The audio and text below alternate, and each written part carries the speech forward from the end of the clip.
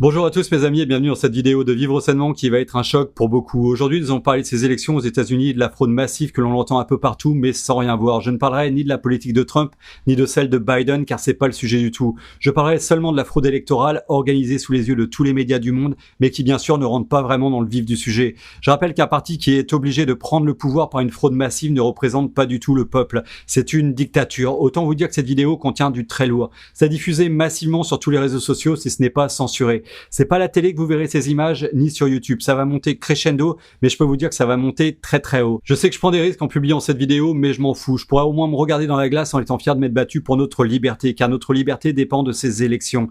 Cette fraude massive pourrait mettre les États-Unis, la première puissance mondiale, en dictature. Car on parle bien de dictature quand des fraudes massives sont organisées pendant une élection.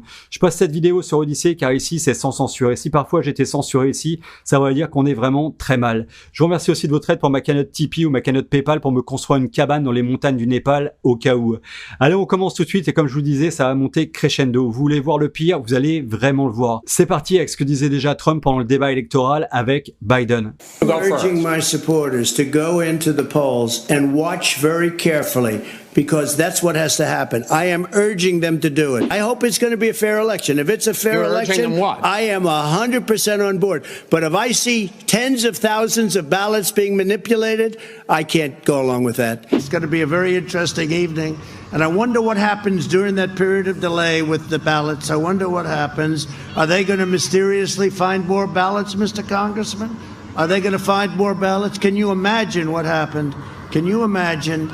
Just be very careful, be vigilant and watch and report whatever you see. Voilà, donc il avait déjà prévenu que la fraude électorale serait massive et écoutez bien comment nos médias essayent de le cacher. Vous allez voir, c'est toujours avec les mêmes arguments. Est-ce qu'on peut considérer que c'est une intimidation ? C'est parfaitement une intimidation et c'est un mensonge d'État. Il n'y a pas de fraude électorale aux États-Unis, mais il y a un discours sur la fraude électorale. Fraude électorale, c'est l'élément de langage de ces suprémacistes blancs au pouvoir qui venaient du Sud, dont je parlais tout à l'heure, qui depuis l'élection de 2000, c'est-à-dire depuis le moment où il y a à la fois une contestation de la question du vote populaire et en même temps une réalité inéluctable qui est que les Noirs et les Hispaniques prennent la parole, deviennent des citoyens pour lutter contre ce balancement démographique et le fait qu'enfin il y a une parité raciale pour la question de l'accès à la citoyenneté, on a inventé depuis 2000, depuis la contestation de la Floride, cette idée qu'il y aurait des fraudes, c'est-à-dire que des hispaniques et des noirs voteraient 2 fois, 4 fois, 5 fois, 6 fois, et ce que dit Trump là, ça n'est rien d'autre que l'éternel catéchisme de vous, bon peuple blanc, légitime et patriote, on va vous voler votre élection. Par conséquent, si je ne suis pas élu, c'est qu'il y a une fraude, c'est donc que les immigrés et les Noirs conspirent à vous prendre votre beau pays. Je rappelle juste à cette dame que la communauté afro-américaine et latino ont voté massivement pour Trump et c'est la grande désillusion du parti de Biden qui espérait les avoir dans sa poche. Et écoutez comment Biden avait déjà annoncé sa fraude. Secondly, we're in a situation where we have put together, and you guys did it for our administration, the President Obama's administration before this.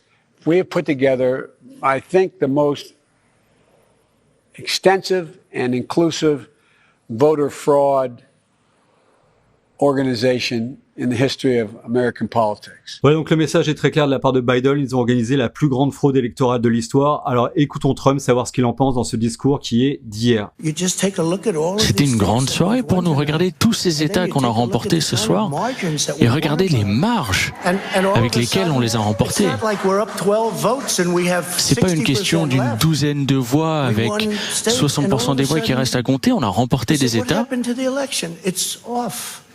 Et tout à coup, on nous explique que l'élection, elle est reportée.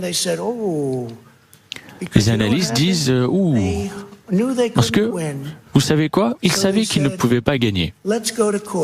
Donc ils ont dit, on va aller au tribunal. Et je l'avais prévu. Je l'ai prévu depuis le jour où on m'a dit qu'on allait envoyer des centaines de millions de bulletins de vote par la poste. Je savais que, gagnant ou non, ça allait passer par les tribunaux. Et oui, qu'on aime ou qu'on n'aime pas Trump, le peuple américain le suivait par dizaines de milliers à chacun de ses meetings pendant qu'Obama et Biden remplissaient des parkings avec une vingtaine de voitures sur des parkings de supermarchés. Vraiment. On a gagné en Caroline du Nord. On a 76 000 voix d'avance avec presque aucune voix qui reste à compter et tout à coup, tout s'arrête. C'est de la fraude. avec comme victime le peuple américain. C'est une honte pour ce pays. On se préparait à gagner cette élection. Et honnêtement, on a gagné cette élection. Alors vous allez me dire, oui, c'est des mots, juste des mots, et moi je vous réponds, vous inquiétez pas, va y avoir des preuves, vous allez voir, c'est du costaud. Mais que va faire Trump maintenant? Notre objectif aujourd'hui sera pour le bien de ce pays de garantir l'intégrité de nos élections. C'est de la fraude contre notre nation. Nous souhaitons que la loi soit appliquée correctement. Donc, nous irons à la Cour suprême des États-Unis. Nous souhaitons que les votes soient arrêtés. On ne veut pas qu'ils retrouvent des bulletins de vote à 4 heures du matin. C'est un moment très triste pour moi. C'est un moment très triste. Nous allons gagner et en ce qui me concerne, on a déjà gagné. Et là, vous vous dites, mais pourquoi il dit ça? Des bulletins retrouvés à 4 heures du matin? Alors, regardez, on est dans le Michigan où Trump avait une avance très confortable. Le dépouillement était presque terminé et soudainement, à 4 heures du matin, 140 000 bulletins furent retrouvés et devinez quoi? C'était du 100% des bulletins pour Biden et en quantité suffisante pour qu'il passe devant Trump et qu'il gagne le Michigan. Il n'y avait pas un seul bulletin pour Trump ou les autres candidats. Et regardez ce qui s'est passé dans le Wisconsin. Exactement la même chose. Le dépouillement était presque terminé, Trump en tête et pareil dans la nuit, soudainement, ils ont retrouvé plus de 100 000 bulletins 100% Biden. Encore une fois, pas un seul bulletin pour Trump ou un autre candidat et juste assez pour que Biden passe devant et remporte l'État du Wisconsin. Alors écoutons l'avocat de Trump en France. Il faut regarder en face qu'est-ce qui s'est passé. Il y avait 2 lois différentes qui ont été prévues par rapport au comptage des voix. Il y avait la loi en Pennsylvanie qui a prévu clairement, expressément que les comptages des voix auraient pu commencer dès le lendemain pendant 3 jours. Et ça a été approuvé par la Cour suprême d'État de Pennsylvanie. Et les autres États, ils ont commencé à compter les bulletins de vote par correspondant déjà avant. Et il n'y avait aucune loi qui avait prévu la prolongation et l'arrêt de ces comptages parce que quand on met en place une prolongation, il faut mettre en place la protection des boîtes dans laquelle on met ces bulletins de vote pour éviter la fraude. Aujourd'hui, on a des boîtes dispensées sur l'ensemble du territoire dans un État qui sont pas protégées et toute personne peut mettre un bulletin de vote supplémentaire dedans et ça crée une situation de fraude qui peut exister. Et c'est ça qui peut créer une irrégularité. Et pourquoi M. Trump a dit qu'il y a la procédure est viciée? Non, c'est un problème parce que aujourd'hui, il y a une question qu'on va dans les Michigan, tout d'un coup, dans les comptages des voix, on se trouve 200 000 nouvelles voix d'un coup pour M. Biden qui apparaissent. Non, qui d'un coup, ils apparaissent en 1 minute.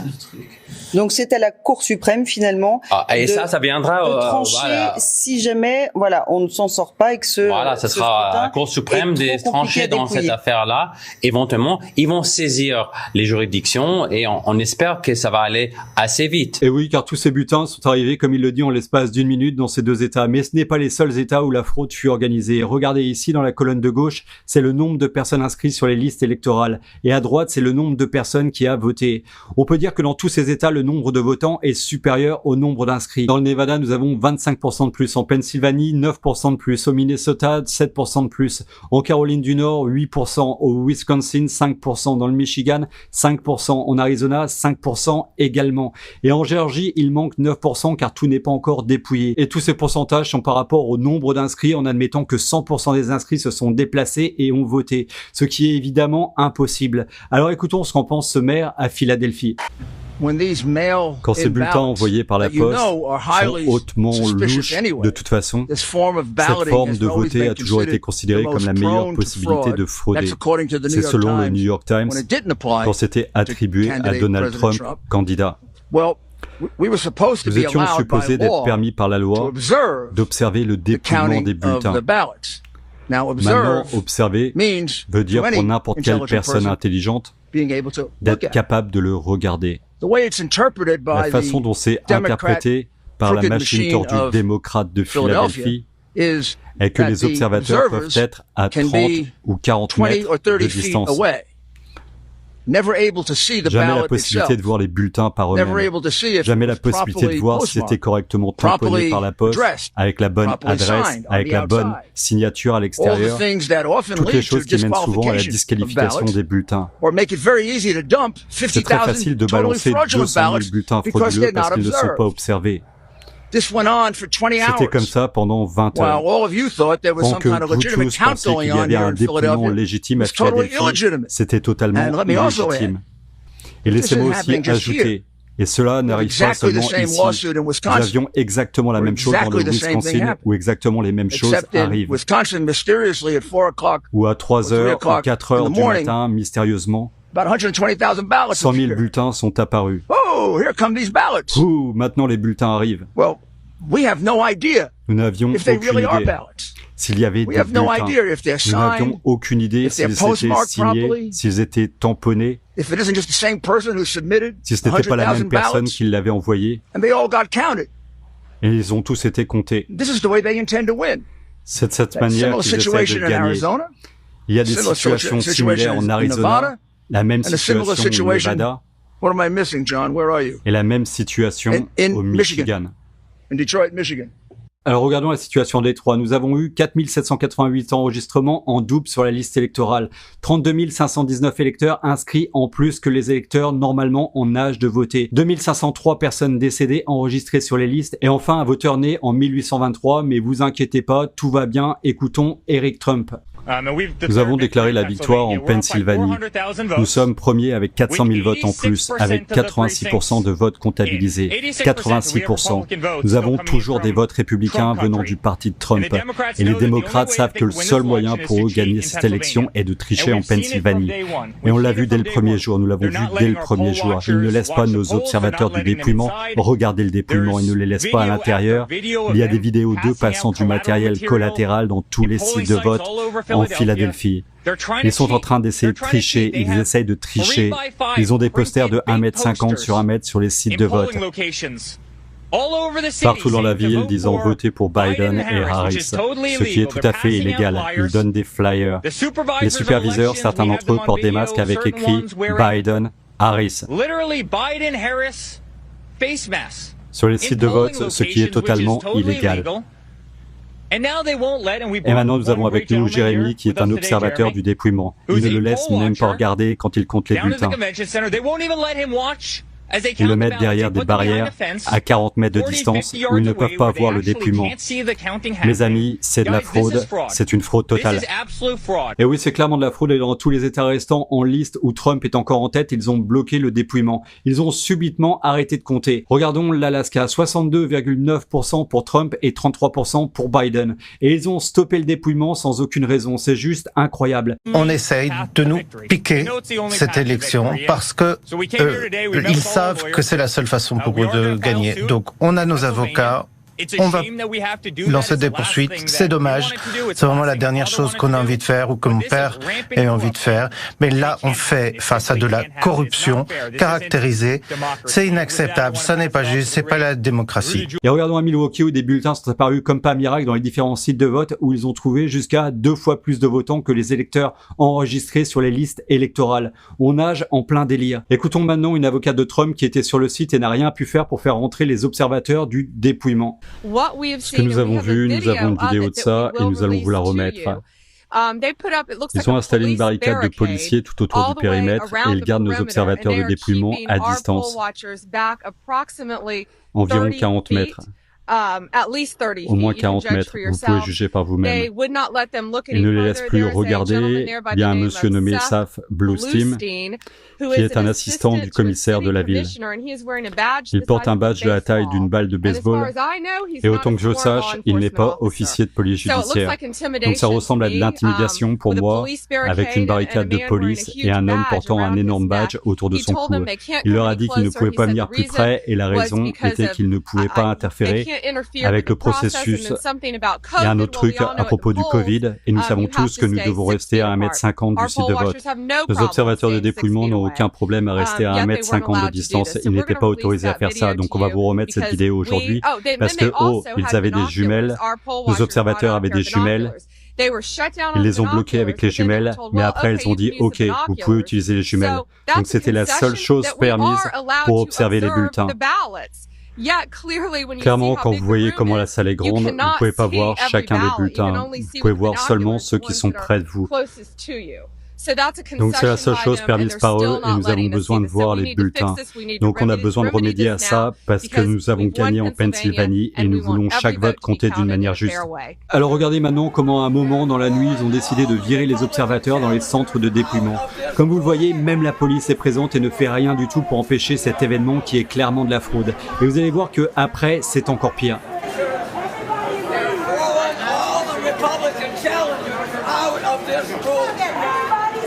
Ces messieurs, l'homme qui a été volontaire 2 jours de son temps à une tâche civique et a été obstrué d'une manière horrible par la machine tordue démocrate de Philadelphie qui a été ici depuis trop longtemps. C'est une honte. Merci, Monsieur le maire. Jeremy Mercer et moi, j'étais au site de vote, ouvert de 7h à minuit, de retour ce matin avant 8h jusqu'à 14h30. Et comme ça a été décrit très bien, on était là-bas pour normalement observer, mais nous ne pouvons pas voir. Nous étions plus loin que vous qui êtes là. Au moins 30 mètres de distance des bulletins ouverts. On ne pouvait pas les voir. Nous ne savons pas ce qui est en train de leur arriver. Et regardons ce qui s'est passé vraiment. Comme on peut voir, tout le monde est dehors et vous allez voir que c'est encore pire après sur d'autres sites. Je vous avais dit que ça allait monter crescendo et écoutons un pro-Trump le lendemain. La famille Biden criminelle vole cette élection. La famille Biden criminelle vole cette élection. Les médias sont en train de les dissimuler. La famille Biden criminelle vole cette élection. Les médias sont en train de les dissimuler. Nous voulons la liberté pour le monde. Tu veux enlever notre liberté, Joe Biden. Les médias couvrent cette élection. Ils sont en train de nous la voler.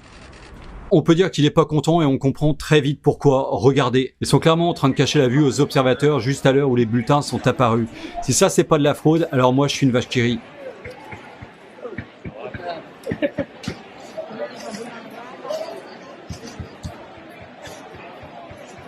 Et regardons encore un autre exemple de fraude filmée en direct. Autour, il regarde autour, est-ce que quelqu'un me regarde? Et il prend son stylo qui ne devrait pas être là du tout et marque quelque chose sur le bulletin. Il a pu changer le vote de quelqu'un, il a pu écrire sur un bulletin vide. C'est une fraude de voteur, mes amis, et c'est un crime. Ce que je trouve suspicieux, à part que personne d'autre n'utilise un stylo, il est le seul à utiliser un stylo. Il regarde autour avant de le faire, et le top dans tout ça, c'est que quand il repère le caméraman, il remet son stylo à distance comme s'il essayait de cacher la fraude de voteur juste exposée. On nage en plein délire, et écoutez ça encore. Donc expliquez encore une fois. Il y avait un homme en face de nous qui nous disait d'utiliser un feutre qui a été donné par plusieurs travailleurs du site de vote, et du coup il ne comptait plus les bulletins. Ok, et il les mettait de côté. J'ai utilisé un stylo de façon à éviter ça, et ils ont accepté mon bulletin. Donc ils disent aux personnes d'utiliser un feutre, comme ça leurs votes ne sont pas comptés. Oui, c'est exactement ce qui est en train d'arriver. Oui. Voilà, donc clairement, ils disqualifient les bulletins, et écoutez encore, je vous le dis, c'est de pire en pire. C'est le commissaire des élections de New York qui s'exprime, Alan Shulkin. Pensez qu'il devrait y avoir une carte de voteur à New York? Les voteurs, oui, ils devraient demander pour des cartes de voteurs. Je pense qu'il y a beaucoup de fraude de voteurs. Comme je disais, beaucoup de personnes ne réalisent pas que dans certains quartiers en particulier, ils transportent les gens en bus pour aller voter. Ils font quoi? Ils les transportent en bus un peu partout. Ils les mettent dans un bus et ils les déplacent d'un site de vote à un autre site de vote. Donc en fait, les bus de pro-Biden allaient voter sur plusieurs sites de vote. Car, regardez ici, dans certains États, aucune pièce d'identité n'est demandée. C'est dans tous les États en gris. Ici, c'est seulement dans les États en rouge qu'une pièce d'identité valide avec une photo est nécessaire. Donc en gros, tu peux aller voter dans plein de sites et c'est ce que Biden a fait apparemment avec ses bus de supporters. That Georgia requires in order to win the election outright. We also knew that Democrats had coalesced around Raphael Warnock, but we did not know what the second candidate would be because the Republican candidates were divided. In fact, there was a bitter fight going on between Kelly Loeffler and Doug Collins. Et regardez bien ici, les gens qui dépouillent ouvrent les bulletins et les jettent carrément à la poubelle. Je vous dis, c'est du lourd. Alors écoutons un témoignage. Dites-nous où vous travaillez. Je travaille dans le bureau de poste de la ville de Traverse, plus précisément dans la branche Barlow. Votre patron vous a dit, vous et vos collègues, quelque chose de choquant ce matin. Qu'est-ce que c'était? On nous a émis une directive ce matin de collecter tous les bulletins que nous trouvions dans les boîtes à lettres, les boîtes de collection de bulletins, juste le courrier sortant en général, de les séparer en fin de journée pour qu'ils puissent les tamponner à la main avec la date du jour précédent. Aujourd'hui, c'est le 4 novembre pour clarifier. Qui est votre patron? Quel est son poste? Jonathan est notre superviseur. À partir de maintenant, il est le superviseur d'ouverture des bulletins pour le bureau de poste de la branche Barlow. Ceci lui apparaît comme une tentative de contourner la loi du Michigan et de permettre les votes en retard, n'est-ce pas? Et vous disiez qu'il y avait un panier où les porteurs de bulletins de vote étaient supposés laisser les bulletins. Où sont les bulletins maintenant? Ils les mettaient dans des sacs express pour les envoyer au centre de distribution. Concernant le panier, il y avait un panier standard où les bulletins de vote étaient supposés aller et il y avait une benne où ils étaient supposés mettre tous les bulletins collectés aujourd'hui. Qu'est-ce qui te pousse à parler? C'est louche. Je n'aime pas les choses louches. Ça sent la corruption. Aussi, connaissant les penchants du bureau de poste au niveau politique, ça ne me semblait pas être normal. Quel est votre message à d'autres employés de bureau de poste qui voient des choses comme ça? Comment sommes-nous supposés avoir de l'intégrité dans notre pays si nous laissons faire des choses comme ça d'une telle ampleur? Nous allons rejoindre Jonathan Clark pour avoir des commentaires. Bonjour, c'est Jonathan. Oui, je suis un journaliste de Project Veritas, je suis James O'Keefe et j'ai des informations que vous, messieurs, avez tamponné des bulletins avec la date du jour précédent, le 3 novembre. Il a juste raccroché. Voilà donc des votes par correspondance totalement truqués et un autre témoignage d'une femme faisant le dépouillement. Et qu'avez-vous vu? J'ai vu des bulletins qui pouvaient appartenir à n'importe qui. Ils ne sont pas inscrits dans le livre d'enregistrement, ils ont des faux noms inscrits dessus. Et que font-ils avec ces bulletins? Je les défie car je suis supposé les mettre dans une boîte pour faire évaluer, mais après de nombreux bulletins. Donc ils sont remplis de manière incorrecte et vous cherchez à les disqualifier? Oui, ils sont remplis de manière incorrecte. Ils n'ont aucun nom, ils n'ont pas d'adresse. Il y avait aussi une personne née en 1921, mais enregistrée à voter en 1900. Ça n'a plus aucun sens. Et regardez ici, dans un autre site, comment ils ont bloqué encore la vue avec des cartons.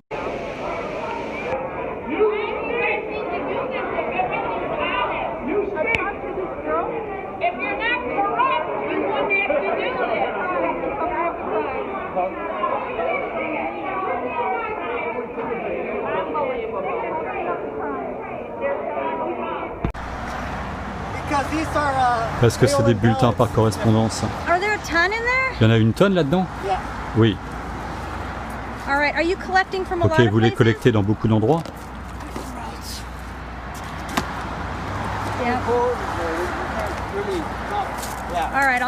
Ok, je vais documenter tout ça. Merci, messieurs.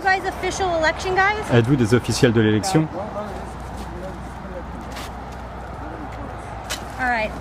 Ok, laissez-moi vous poser une dernière question. Où les emmenez-vous? Le centre d'élection. C'est tout. C'est dans l'immeuble du gouvernement? Celui du comté? Ok. Merci. Il y en a encore beaucoup là-dedans? 1m50 de distance, s'il vous plaît. Merci, monsieur. Voilà donc des bulletins collectés sans aucune surveillance policière ou d'observateurs pour vérifier qu'il n'y a pas de fraude. Ils mettent ça juste dans des sacs.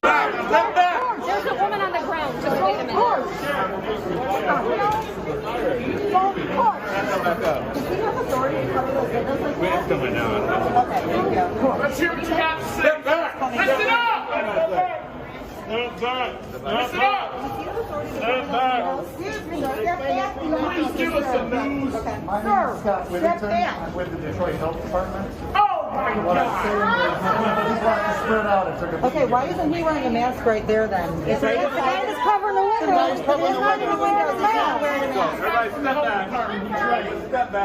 Et regardez maintenant comment la police obstrue la vue à ces observateurs qui veulent juste voir ce qui se passe à l'intérieur. Et ils prétextent que c'est pour des raisons Covid, alors qu'une des personnes présentes montre que des personnes à l'intérieur n'ont pas de masque, mais tout va bien. Donc j'ai le Baxter, monsieur Baxter, je me rappelle plus. Je suis allé voir le responsable parce que j'avais des bulletins douteux parce qu'ils n'étaient pas inscrits dans la liste. Donc j'ai juste traité un sac de 500 personnes qui ne sont pas enregistrées, elles ne sont pas sur la liste supplémentaire. Étiez-vous à l'intérieur? Oui, j'y suis depuis ce matin, toute la journée et je viens juste d'en sortir. Allez, un autre témoignage pour la route avec leur combine pour empêcher les GOP, en gros les observateurs des différents partis, de rentrer pour surveiller le dépouillement. Parce qu'ils ont signé ce matin en rentrant mais pas en sortant.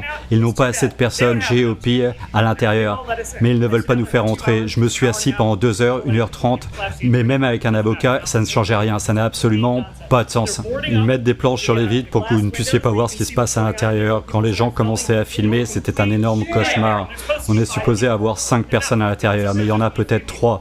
Donc quand les gens prennent des photos, ils prennent un gros carton pour cacher ce qui se passe à l'intérieur. C'est du n'importe quoi. Le plus important, c'est qu'ils ne nous disent pas combien de personnes GOP sont à l'intérieur. Ils disent qu'il y a trop de gens rentrés qui vont signer, mais personne ne nous dit de signer en sortant. Et on termine avec Raïm Kassam, le rédacteur en chef de The National Pulse, un grand journal d'investigation, s'exprimer. Un vol, c'est à des kilomètres de mon estimation. C'est la plus grande fraude électorale commise sur la population des États-Unis. Vous devez l'appeler une fraude. C'est une fraude massive. Et ils ont opéré cette base. Maintenant, le marathon que vous pouvez faire en arrière-plan, vous pouvez continuer. Maintenant, nous avons des avocats. Voilà, je pense que le message est évident. La fraude est claire, nette et précise. Elle est irréfutable. Alors, ne croyez pas tout ce que vont dire les médias et les réseaux sociaux. La fraude est bien réelle. Qu'on soit pour Trump ou pas, un parti qui est obligé de frauder massivement pour se faire élire n'est pas la représentation du peuple, c'est une dictature. Un Macron, t'en penses quoi avec tes potes? Et vous mes amis, qu'en pensez-vous? Voilà, cette vidéo est terminée pour aujourd'hui, j'espère qu'elle vous a plu. Si c'est le cas, cliquez sur j'aime et partagez massivement sur les réseaux sociaux. Abonnez-vous à la chaîne si ce n'est pas encore fait et à très bientôt pour une prochaine vidéo sur Vivre Sainement.